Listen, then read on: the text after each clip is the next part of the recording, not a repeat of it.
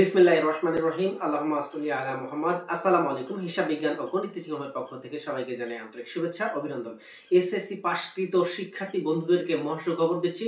সেটা হচ্ছে মাউসি কর্তৃক প্রকাশিত হয়েছে বৃহস্পতিবার অর্থাৎ 7 আগস্ট মাউসি কর্তৃক একটা নোটিশ দিয়েছে। সেটি কি, যে বৃত্তি, অর্থাৎ এই বৃত্তিটা সাধারণ বৃত্তি আর কি মেধাবৃত্তি, অর্থাৎ যারা জিপিএ 5 পেয়েছো তারাও তোমরা উপবৃত্তি পাবা, মেধাবৃত্তি পাবা।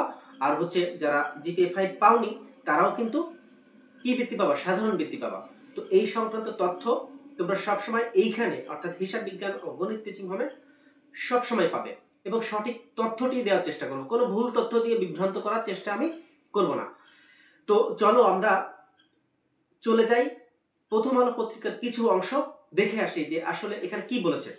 ঠিক আছে, তো দেখো, দৈনিক প্রথম আলো পত্রিকায় এসএসসি উত্তীর্ণ শিক্ষার্থীদের মেধাবৃত্তি ও সাধারণ বৃত্তি দেবে সরকার, এই বিষয়ে নিউজ করেছে, যেটা আমি তোমাদেরকে সরাসরি দেখাচ্ছি। সেটা তুমি দেখো যে রাজস্ব খাতভুক্ত মেধাবৃত্তি ও সাধারণ বৃত্তি নিতে 2025 সালের এসএসসি পরীক্ষায় উত্তীর্ণ নিয়মিত শিক্ষার্থীদের তথ্য চাওয়া হয়েছে।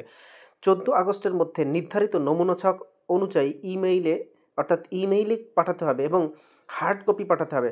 মাধ্যমিক ও উচ্চশিক্ষা অধিদপ্তরের মহাপরিচালক বরাবর এই তথ্য পাঠাতে হবে। অর্থাৎ প্রতিটা বোর্ডেই কিন্তু মাউসি এই নোটিশ দিয়েছে, তারা শিক্ষার্থীদের কাছ থেকে তথ্য আহরণ করে এই ইমেইল আকারে হার্ড কপি মাধ্যমিক ও উচ্চশিক্ষা অধিদপ্তরে পাঠাতে হবে।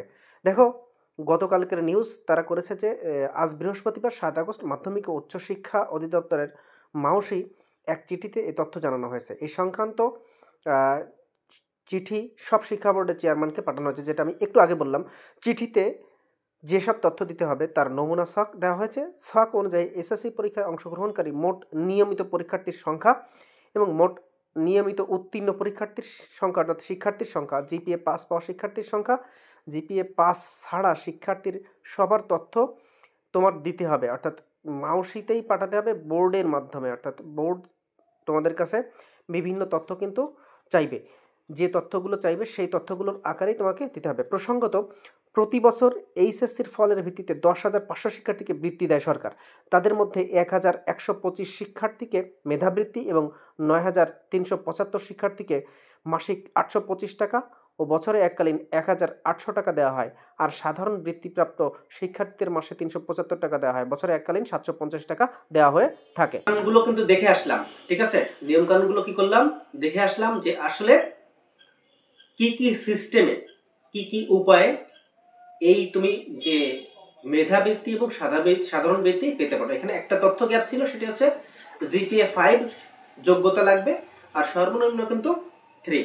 আর কত টাকা কি পাবা সেটা কিন্তু আমি অলরেডি জানিয়ে দিয়েছি। তো বন্ধুরা, সত্যের সন্ধানে সব সময় হিসাব বিজ্ঞান ও গণিত টিচিং হোমের সাথে থাকার অনুরোধ জানিয়ে আজ এ পর্যন্ত। আবারও দেখা হবে নতুন কোনো আপডেট নিয়ে। সবাই ভালো থাকো, সুস্থ থাকো, আল্লাহ হাফেজ।